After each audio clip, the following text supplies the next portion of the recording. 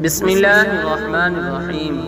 اللہ سے اچھی امید۔ حضرت جابر بن عبداللہ انصاری رضی اللہ تعالیٰ عنہ سے روایت ہے کہ میں نے رسول اللہ صلی اللہ علیہ وسلم کو ان کے وصال سے 3 روز قبل کہتے سنا کہ تم میں سے کوئی شخص دنیا سے اس حالت میں رخصت نہ ہو مگر یہ کہ وہ اپنے رب سے حسن ظن رکھتا ہو۔